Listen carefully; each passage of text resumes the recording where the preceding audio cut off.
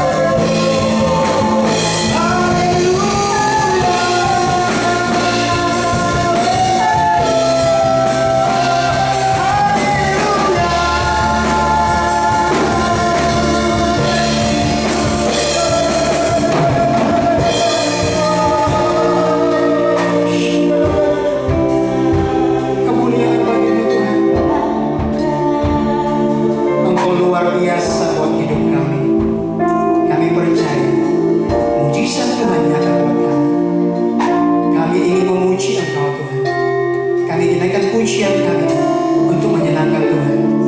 Kami umat-Mu siap untuk memuji-Mu sepanjang hari ini. Di dalam nama Yesus umat Tuhan siap memuji Tuhan. Katakan amin. Haleluya. Sukacita dalam Tuhan. Haleluya. Luar biasa, Allah kita dahsyat. Kami percaya bahwa kekuatan Tuhan terus mengalir buat kami sepanjang hari. Mari kita bertepuk tangan bersama-sama.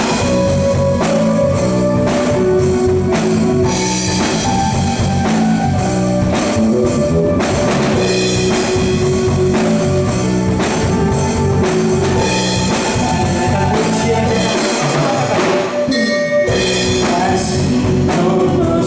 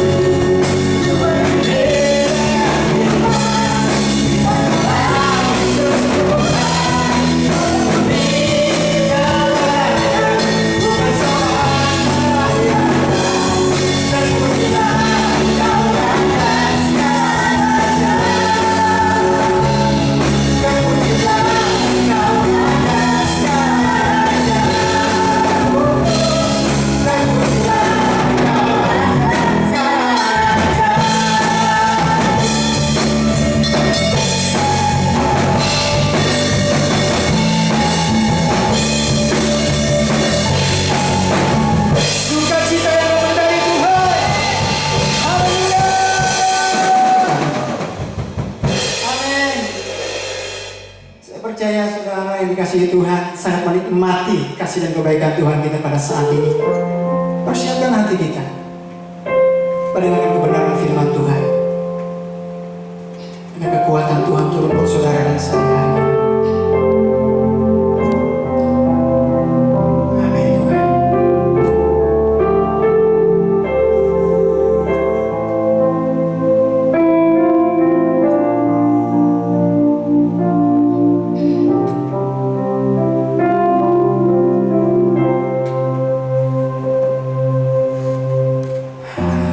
Hanya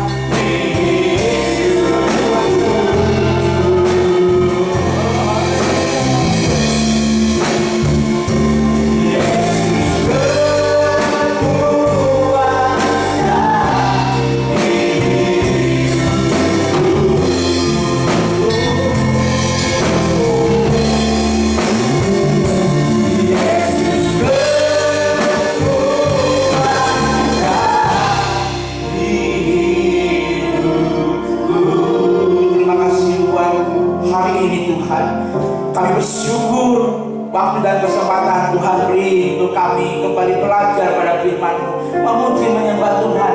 Di rumah-rumah kami masing-masing, Tuhan kami percaya hadir Allah bekerja, dan roh kebenaran firman Allah dicurahkan di rumah setiap jemaat-Mu. Tuhan, berkati hamba-Mu yang akan menyampaikan firman Allah.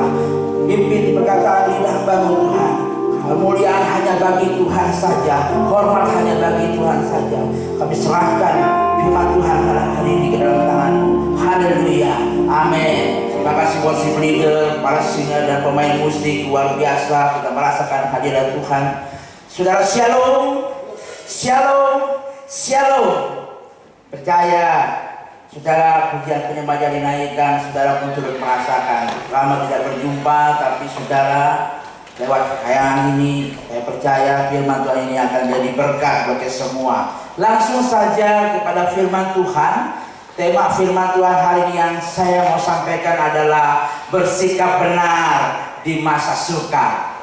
Betapa pentingnya kita bersikap benar di masa sukar. Sukar yang seperti apa ini? Ya, saudara, Bapak Ibu kasih Tuhan, kita perlu tahu kesukaran yang seperti apa yang mau saya kasih Tuhan kita pelajari. Ayat firman Allah berkata, ketahuilah hari-hari terakhir akan datang masa yang sukar. Ya, ulang ya, ketahuilah hari-hari terakhir akan datang masa yang sukar. Kata sukar di sini, sukar seperti apa? Nah, saudara, kita lihat konteks daripada firman Tuhan 2 Timotius pasal 3 ayat 1. Itu tentang keadaan manusia di akhir zaman, ya. Kemudian kata sukar di sini kita analisa, kita pelajari apa kata sukar di sini. Kata sukar di sini dalam bahasa Yunani memakai kata kalepos, artinya masa kesusahan besar, keadaan yang chaos, yang tidak bisa lagi dikontrol. Nah, saudara, keadaan yang chaos, keadaan yang tidak bisa lagi dikontrol, kesusahan yang besar. Hari ini kita sukar dalam kondisi apa? Sukar gara-gara nggak punya uang, sukar gara-gara kondisi yang hari ini karena COVID-19 yang tersebar di dunia, atau sukar seperti apa? Kalau kita perdalam kata sukar di sini, ketahuilah hari-hari terakhir akan datang masa yang sukar. Maksudnya di sini adalah kesusahan besar yang melebihi kesukaran dari ini, kesusahan tentang keadaan akhir zaman nanti. Keadaan akhir zaman nanti suasana chaos, tidak bisa terkontrol.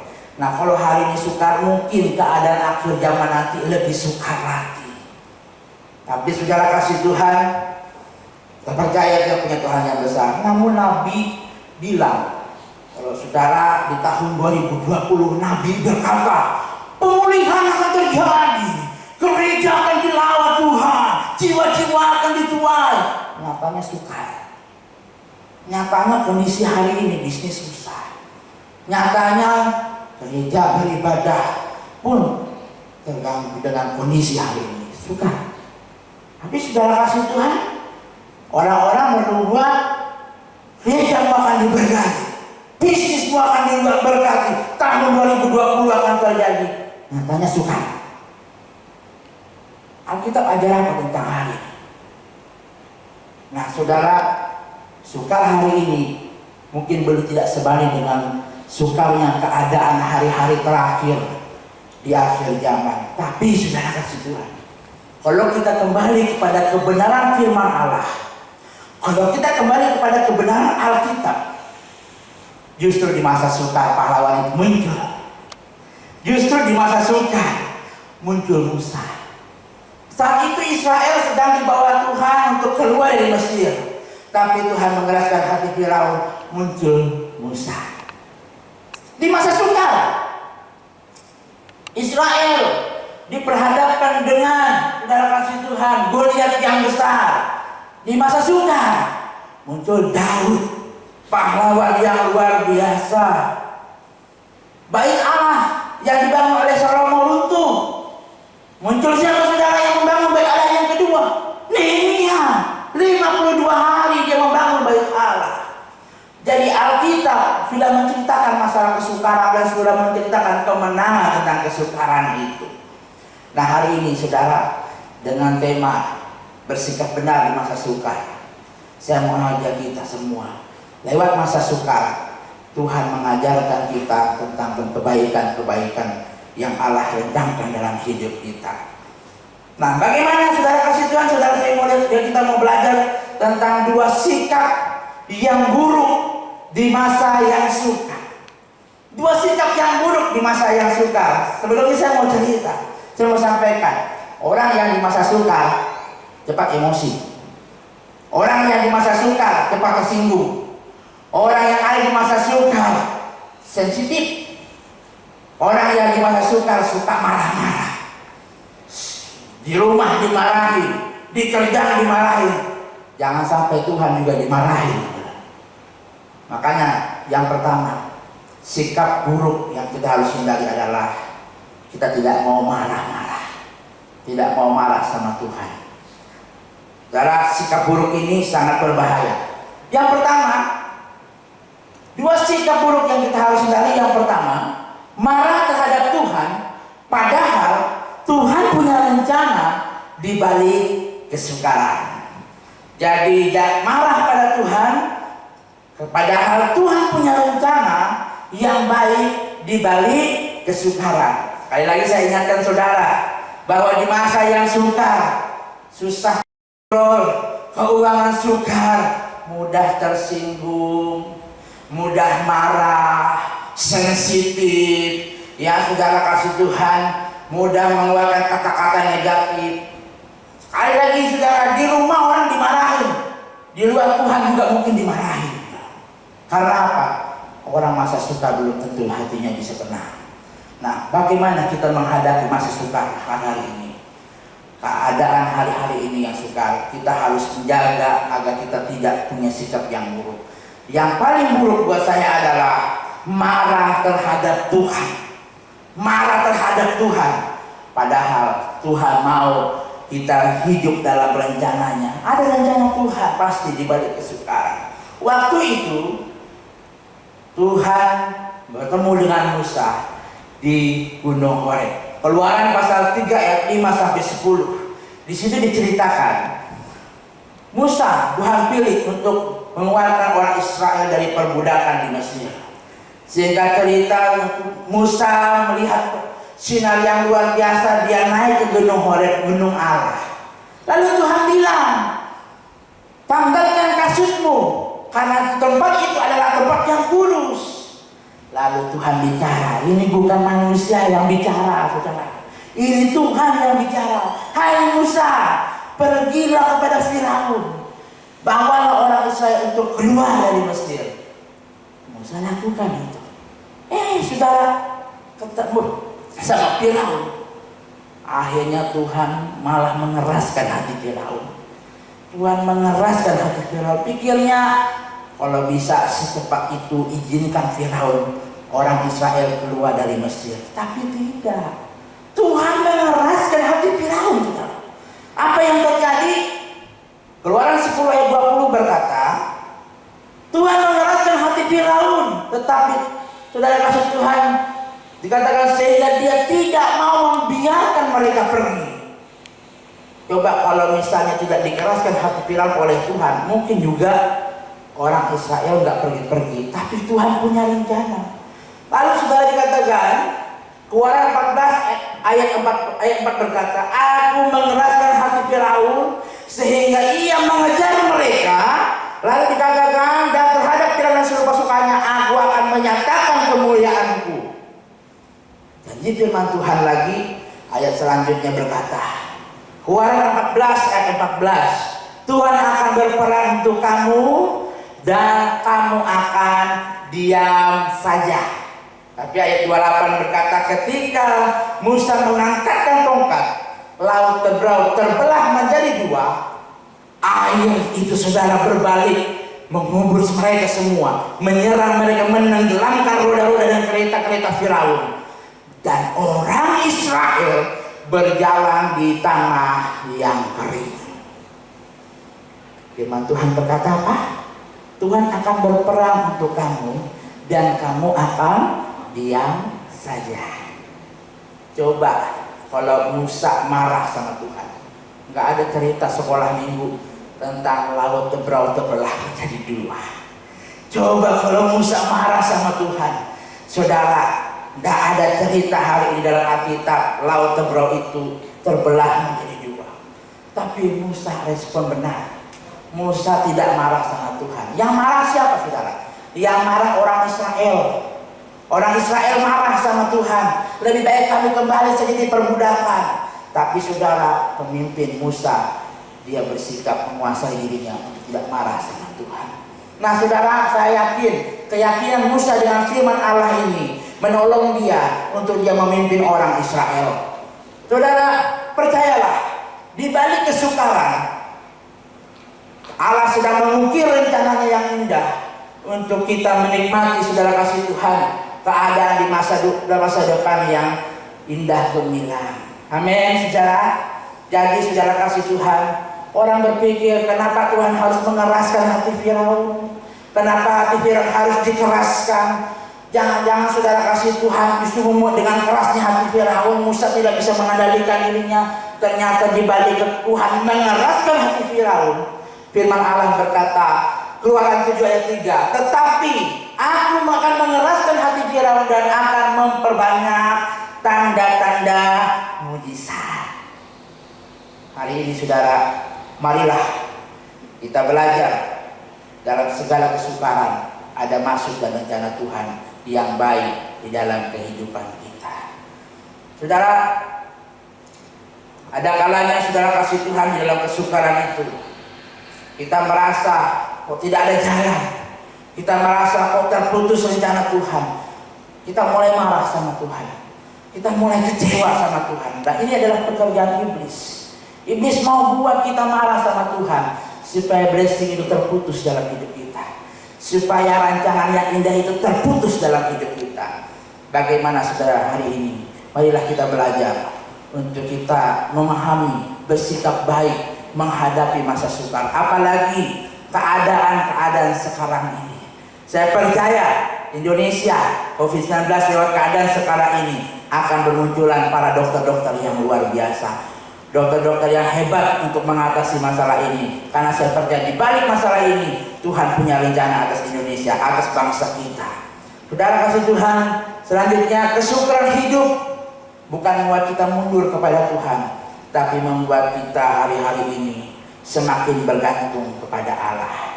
Saya melihat firman Tuhan ini, kalau Firaun tidak dikeraskan hati, sekali lagi mungkin saudara kasih Tuhan tidak ada pengalaman yang indah dalam membawa orang Israel keluar dari Mesir. Tapi lewat Tuhan mengeraskan hati Firaun dengan begitu dahsyat rencana Tuhan, sehingga Kanaan itu saudara Israel miliki lewat Yosua. Saudara, luar biasa rancangan yang indah dalam hidup kita. Maka itu saudara kasih Tuhan, jangan sedikit pun ada sikap yang buruk, yaitu marah terhadap Tuhan di dalam hidup kita. Hari ini saudara, banyak orang dalam kesukaran, Tuhan yang disalahkan. Aku sudah kasih perpuluhan sama Tuhan, kenapa aku sakit begini? Aku sudah kaya diberkati Tuhan, tapi ada riwayat sakit yang membuat aku menderita. Lalu engkau marah sama Tuhan. Hei saudara, kalau saudara marah sama Tuhan, tudung berkat itu hilang, blessing itu hilang dalam hidupmu. Tapi kalau engkau merasakan Tuhan di balik segala perkara, aku percaya ada rencanamu yang baik, maka saya percaya benih-benih rohani itu akan turun. Firman Tuhan dan berkat itu akan turun di dalam kehidupan kita. Amin saudara. Amin saudara. Yes, saudara kasih Tuhan. Jadi untuk kita bersikap baik, mari kita hindari sikap yang paling penting, marah kepada Tuhan. Lihat Israel, umat Israel marah kepada Tuhan. Akhirnya apa yang terjadi? Mereka harus berputar bertahun-tahun di padang gurun, diputar untuk membersihkan mentalitas mereka yang suka bersungut-sungut. Hari ini kekristenan kita belajar lewat segala perkara keadaan. Jangan marah sama Tuhan, jangan mudah kecewa sama orang lain, tapi jalani rencana Tuhan dalam hidup kita. Mungkin di sekitar saudara menemukan orang-orang yang menyebalkan, orang-orang yang membuat engkau sakit hati, membuat engkau kecewa. Tapi saudara, di baliknya saudara menghadapi orang itu, Saya percaya ada saatnya promosi Tuhan buat saudara untuk saudara bisa melewati. Next level itu pasti terjadi. Nah, oleh sebab itu saudara, hindari sikap buruk ini. Apa sikap buruknya? Sikap marah terhadap Tuhan. Sikap merasa saudara kasih Tuhan tidak ada apa-apanya, apa yang aku perbuat, sehingga saudara kita kecewa. Hindari itu. Karena keadaan masa sukar akan mempengaruhi emosimu. Keadaan masa sukar akan mempengaruhi cara berpikirmu, positif atau negatif. Kalau diberkati enak, saudara. Ya, enjoy hidup. Mau dibeli apa ada. Mau menikmati sesuatu, uang ada. Tidak ada saudara kasihan mungkin yang menggoncang emosi. Tapi coba di saat sekarang kondisi masa sukar, emosi mulai tidak terkontrol, pikiran mulai negatif, perkataan mulai ngomong sana sini. Makanya saudara, jangan sampai setiap hari istri ditempelin terus gara-gara pikiran kita yang sukar, emosi kita yang tidak stabil. Makanya rumah tangga rusak terus gara-gara saudara kasihan masa sukar menekan kita. Sudah istri dimarahi, Tuhan lagi dimarahi. Makanya saudara, ini sikap yang buruk. Ini yang hari ini saudara kasihan saya mau katakan, bahwa sikap marah ini harus dikendalikan. Karena apa saudara? Engkau ada di dalam tengah masa yang sukar, engkau harus bisa menguasai diri, emosimu, cara berpikirmu, kehidupan. Apa yang harus dilakukan? Renungkan kembali. Tuhan, aku percaya rencanamu indah. Aku percaya lewat kesukaran ada kebangkitan hidup dalam kehidupanku. Saya pernah ada dalam masa sukar, saudara. Saya pernah ada dalam tekanan. Tapi setiap keadaan begitu, saudara, saya harus belajar motivasi diri saya. Melayani lebih penting. Ikut Tuhan dan setia itu lebih penting. Dengan itu benih rohani saya percaya akan turun atas hidup saya. Maka tudung berkat Tuhan itu akan menudung hidupmu. Kalau kita marah, blessing itu lepas. Saudara, kemurkaan Tuhan justru kita rasakan ketika kita marah kepada Tuhan. Seperti orang Israel, seperti saudara kasih Tuhan keadaan mereka yang bertahun-tahun. Tapi saudara, kalau kita mau menikmati terus rencana Tuhan, saya percaya rancangan Tuhan bukan rancangan kejahatan tapi rancangan kebaikan. Saudara, kita mulai mendekatkan diri kepada Tuhan, hikmat yang datang, pikiran-pikiran kebenaran yang datang, seperasaan dengan Kristus yang datang. Maka dengan itu saudara, poin pertama, ayo jangan marah sama Tuhan, tapi nikmati rencana Tuhan. Segala berkat yang saudara telah berikan bukan berdasarkan saudara supaya yang baik yang datang, tapi segala berkat yang Tuhan berikan, saya percaya itu adalah buah kasih karena kebaikan Tuhan telah hidup dalam dirimu. Maka engkau bisa memberkati banyak orang. Kasih itulah yang dari situ. Nah, selanjutnya saudara, sikap buruk yang kedua, ya. Sikap buruk yang kedua, percaya bahwa Allah marah atas dirinya, padahal kasih Allah itu begitu besar. Dia percaya bahwa Allah marah kepada dia. Aduh, dihantui dengan kemarahan, Tuhan pasti marah sama saya. Padahal tidak, sesungguhnya kasih Allah itu besar dalam hidupnya. Nah saudara, ini berbahaya. Jadi sikap yang buruk pertama, marah sama Tuhan, itu berbahaya. Sikap yang kedua, percaya Allah marah sama dirinya, padahal tidak. Padahal Allah begitu mengasihi dia, tapi dirinya, cara pandang yang merasa Allah marah kepada dirinya. Ini terjadi saudara. Nah, sikap buruk itu merasa Allah murka pada dirinya. Kata yang sering dipakai oleh saksian banyak orang, gereja-gereja, kata itu adalah rasa bersalah. Rasa bersalah yang tinggi. Ini terjadi. Saudara, dari mimbar kita melihat jemaat baik-baik, saudara. Tidak ada kepahitan, semua baik-baik. Tapi kalau saudara kasih Tuhan kita hidup dalam pengalaman hidup sehari-hari, hidup dalam keadaan pengalaman, saudara kasih Tuhan mendekati seseorang, kita mulai tahu, oh ternyata orang ini dihantui rasa bersalah, rasa tertuduh. Rasa bersalah, rasa tertuduhnya bisa bulan-bulanan, saudara. Akhirnya dia tidak merasakan hadirat Tuhan. Sekali lagi, otoritas berkat tudung Tuhan, blessing itu putus dalam hidupnya karena dia merasa ada kesalahan, ada rasa tertuduh yang besar. Nah, tertuduh itu mengeringkan kerohanian. Tertuduh itu mengeringkan kerohanian. Saya merasakan dalam kehidupan pelayanan, dalam pertemuan dengan pemuda-pemuda, banyak mereka merasakan di hadapan kita rohani sekali, di hadapan kita berdoa luar biasa ibadah, tapi yang kesendirian dia merasakan saya habis jatuh dalam dosa, saya bersalah sama Tuhan. Kalau rasa bersalah ini terus disimpan, dia akan merasa dirinya hina di hadapan Tuhan dan berkat tidak turun dalam hidupnya. Karena apa? Karena saudara kasihan dia merasa dihantui perasaan bersalah. Ini pernah terjadi kepada Yudas, saudara. Salah seorang murid Tuhan Yesus yang bernama Yudas, ketika dia menjual Tuhan Yesus, apa yang terjadi? Karena perasaan bersalah sudah menjual Tuhan Yesus, dia buang uang perak ke bait Allah, dia menggantungkan diri. Rasa bersalah akan membuat orang bunuh diri. Nah, di masa-masa sukar akan ada saudara kasihan tekanan hidup yang membuat engkau merasa bersalah. Biasanya ini terlihat bukan di gereja, saudara. Terlihat di luar sana ketika mereka jatuh dalam kegagalan. Ketika mereka jatuh dalam dosa lalu mereka tidak bisa bangkit lagi. Saya rasakan, saudara, ada orang-orang yang mengalami rasa bersalah terlalu panjang sampai berbulan-bulan. Ingat, Yudas punya rasa bersalah karena rasa bersalah menuduhnya sampai dia menggantungkan diri. Ayatnya di mana? Ayatnya di dalam Matius pasal 27 ayat 5. Firman Allah berkata, maka ia pun melempar uang perak itu ke dalam bait suci, lalu pergi dari situ. Apa dikatakan? Dan menggantungkan diri. Menggantungkan diri. Karena apa? Dihantui rasa bersalah. Saudara, pernahkah kita merasa bersalah? Nah, saya pernah merasa bersalah dan merasa bersalah awal, saudara. Nah, hari-hari ini banyak ada orang-orang secara penampilan bergereja, kalungnya salib, tapi kesendirian dia bersalah. Dia rasa bersalah sama Tuhan.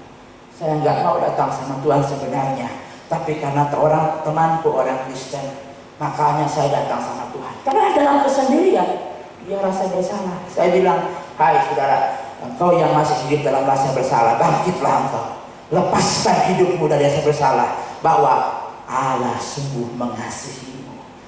Ya, firman Tuhan berkata, sekalipun engkau berdosa, Allah itu setia dan adil, dia akan menyucikan hidupmu. Nah, yang kedua, ingat saudara, jangan pernah percaya bahwa Allah marah atas hidupmu, tapi Allah sungguh mengasihi kehidupanmu.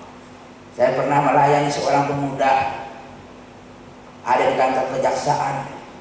Saat saya duduk, pemuda ini memanggil Katomi, Katomi. Saya kaget, saudara. Kenapa ada orang yang pernah saya layani dulu di penjara? Wow, saya kaget, saudara. Tapi saudara, saya ingatkan dia, kamu lewati ini, setelah kamu keluar, saya bilang, Allah begitu mengasihimu. Ketika saya berkata itu, air matanya menetes. Hari-hari ini, saudara, hati-hati dengan rasa bersalah. Rasa bersalah muncul karena apa? Pertama, merasa gagal. Kedua, saudara, merasa berdosa dan iblis mendakwa dia dalam dosa itu. Kalau engkau tidak bangkit, engkau akan seterusnya begitu, maka blessing itu lepas dari hidupmu. Maka saudara, engkau akan dihantui terus. Jangan samakan kayak Yudas. Yudas dihantui rasa bersalah, dia menggantungkan diri karena perasaan bersalah. Dia bebas. Allah sungguh mengasihi kita. Amin, saudara. Amin. Sudah, Tuhan. Lagu satu pujian berkata, saudara, kasih Allah indah-indah kok indah. Lagu sekarang itu bilang begini, kasih Allah indah-indah oh indah. Sungguh indah kasih Allah, saudara. Kalau saudara menikmati kasih Allah, saya percaya tidak ada perasaan Allah marah sama kita, karena Allah itu begitu dekat, saudara. Yudas beda dengan Petrus, beda dengan Yohanes.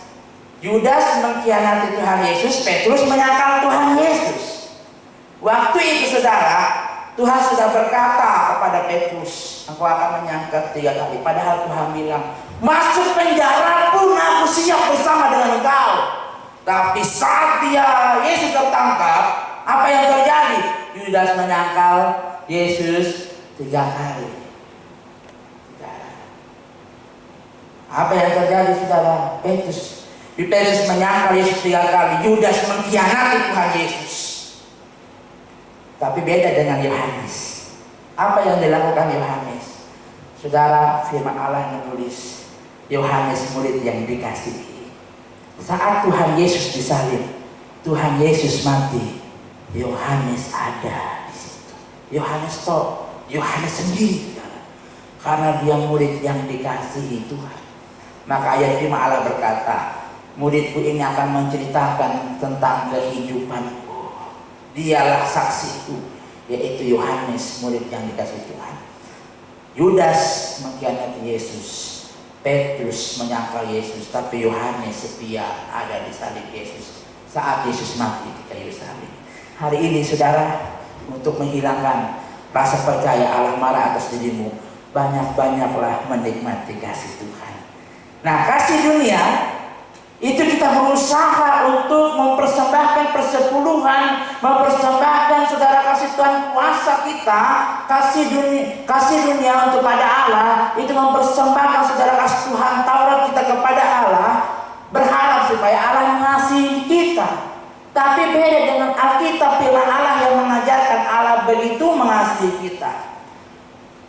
Kasih menurut dunia, saudara, kita berusaha agar Allah mengasihi kita lewat persepuluhan, persembahan korban, mengkhususkan hari Sabat. Jadi Taurat, saudara, meditasi untuk mencari kasih Allah, dia lakukan ini supaya dengan ini dia berkata supaya Allah mengasihiku. Tapi perjanjian baru, Alkitab kebenaran firman Allah tidak demikian.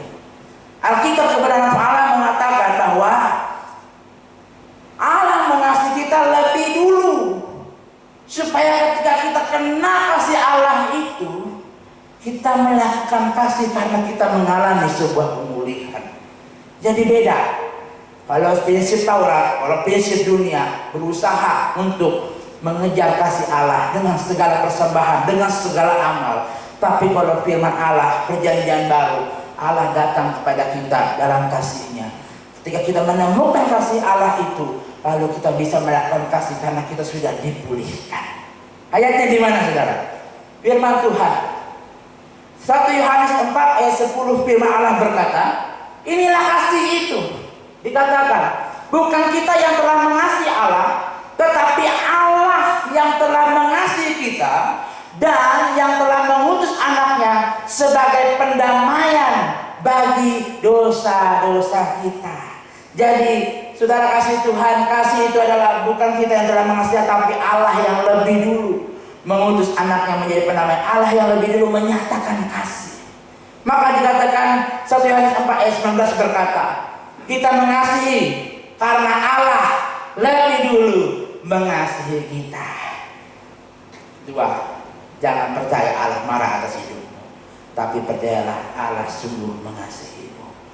Firman Tuhan berkata, Yohanes saya pasal 1 ayat 18, marilah, baiklah kita, dikatakan, berperkara firman Tuhan, sekalipun dosamu merah seperti germisi, Tuhan, sekalipun dosamu merah seperti germisi akan menjadi putih seperti salju, sekalipun berwarna merah seperti kain kesumba akan menjadi putih seperti bulu domba. Saudara, kau pemuda, engkau mungkin merasa tertuduh, rasa bersalahmu tinggi, engkau tidak mau datang sama Tuhan, tidak peduli mungkin engkau mantan narapidana, mungkin engkau pernah gagal hancur, mungkin saudara kasih Tuhan dalam hidupmu, keluarga engkau yang paling kotor. Tapi saudara, Allah begitu mengasihimu. Stop dengan perasaan bersalah. Saya pernah mengalami rasa bersalah kepanjangan. Saya bilang, saya sudah gagal, saya trauma. Tapi saudara, kalau dibiarkan rasa trauma itu mengurung diri saya, itu membuat saya terbatas, tidak bisa berfungsi. Saya lepas, saudara, saya lepas. Saya tidak mau hantui dengan rasa trauma, rasa bersalah, rasa gagal. Saya percaya Allah begitu mengasihi saya, dan Allah percaya rencananya indah buat saya. Jadi 2 sikap buruk ini harus kita hindari. Yang pertama, lewat kesukaran jangan kita marah sama Tuhan. Yang kedua, lewat masa kesukaran Jangan kita merasa Allah marah sama kita, tapi kita lebih merasakan kasih Allah yang menyentuh hidup kita. Biar firman Tuhan, dua kebenaran ini, dua sikap buruk yang kita harus hindari ini menjadi berkat buat kita, menjadi jawaban buat kita, supaya kita berkemenangan di dalam kasih Allah itu. Saudara kasih Tuhan, adakah rasa bersalah masih menghantui hidupmu? Adakah engkau punya kemarahan sama Tuhan? Tanggalkan itu. Tuhan akan memakai rencana kita dengan rencana yang indah. Tuhan akan membawa kasih-Nya lebih dalam lagi di dalam kehidupan kita. Nah, pada hari ini saudara kasih Tuhan, kita yang di rumah-rumah, marilah kita bersikap baik di tengah masa sukar. Kesukaran apapun, mau bulan Mei, mau bulan Juni, kita harus bersikap baik. Kita harus saudara kasih menjaga hati kita. Ya.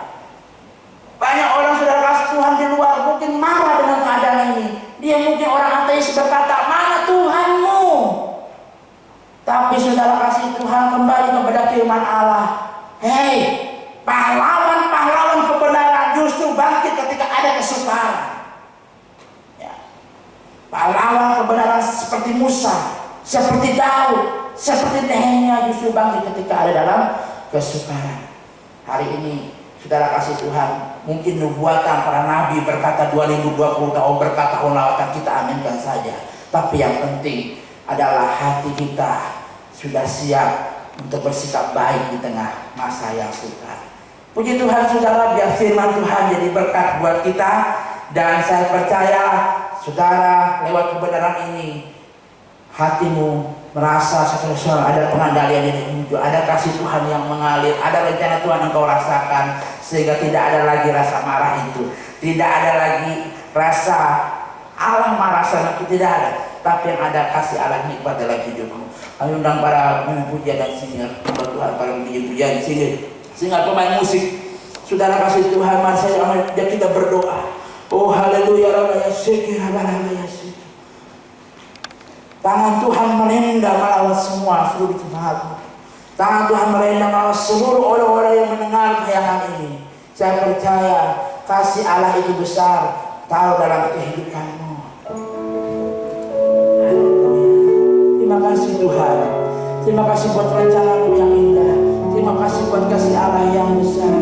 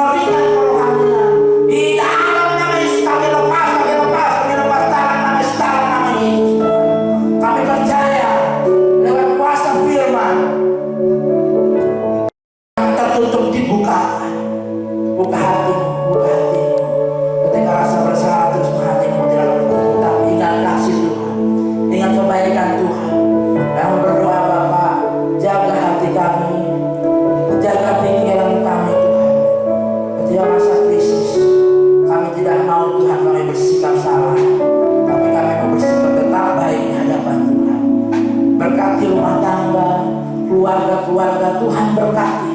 Mereka bergandeng tangan dan mereka hidup dalam kasih anugerah Tuhan. Pernikahan mereka harmonis. Jemaat-jemaat dalam berbagai bisnis mereka diberkati Tuhan. Dalam nama Yesus kami terima firman Tuhan. Haleluya. Amin. Sekali lagi kepada pemimpin pujian Tuhan memberkati kita semua. Bersyukur buat kebaikan Tuhan yang luar biasa pada saat ini. Saya percaya umat Tuhan diberkati Tuhan sepanjang hari. Kita akan mengakhiri ibadah kita. Kita akan menikmati berkat Tuhan dan doa. Dan Tuhan berkati saudara. Persiapkan hati untuk berkati.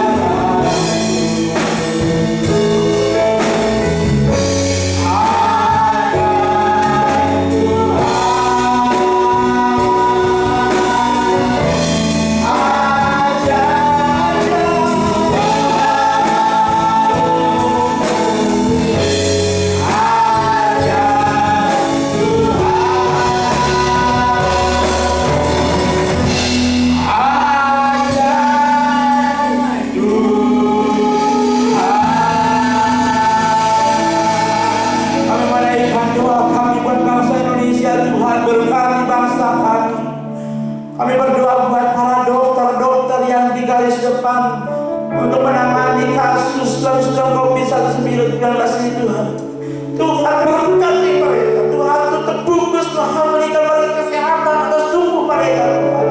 Supaya ketika mereka menangani setiap pasien, mereka dalam perlindungan Tuhan. Berdoa di bulan-bulan ini Tuhan kami percaya Tuhan akan segera terselesaikan, akan segera pulih keadaan bangsa kami. Kami beriman, kami percaya lewat keadaan hari ini kami percaya Tuhan punya rencana. Lewat kesukaan Tuhan bangkitkan para bangsa kami yang hebat, khususnya dokter-dokter yang hebat dalam menangani.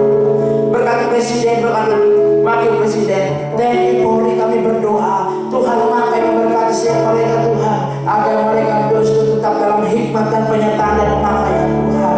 Kami berdoa batas teritorial bangsa kami ditutup bungkus dan dipagari oleh malaikat-malaikat Allah, dihindari dari segala perpecahan, pelarian dan perseteruan. Tetapi Tuhan Engkau memberkati Tuhan sebatas teritorial kami, menjaga keamanan di bangsa kami ini Tuhan. Kami berdoa buat ibu kota Jakarta Tuhan pulihkan, Surabaya Tuhan pulihkan, Makassar, Flores Selatan Tuhan pulihkan. Berkati seluruh jemaatmu, dimanapun seluruh jemaatmu berada, kami berdoa Tuhan melindungi setiap mereka Tuhan di rumah-rumah, di pekerjaan, usaha Tuhan, bisnis usaha mereka diberkati Tuhan. Oh jemaat-jemaat Tuhan yang berulang tahun dalam bulan ini Tuhan, berikan umur panjang, kesehatan, menyertai dan melindungi. Bapak Ibu saudara kasih Tuhan, marilah kita angkat kedua tangan kita di hadapan Tuhan memberkati engkau dan melindungi engkau. Tuhan menyinari engkau dengan wajahnya dan berikan engkau kasih karunia. Tuhan menghadapkan wajahnya kepadamu dan berikan engkau damai sejahtera. Berkat anugerah daripada Allah yang melimpah turut serta atas kami semua dari hari ini malam sampai Yesus dan dua kami. Dia mari bermain. Haleluya. Amin.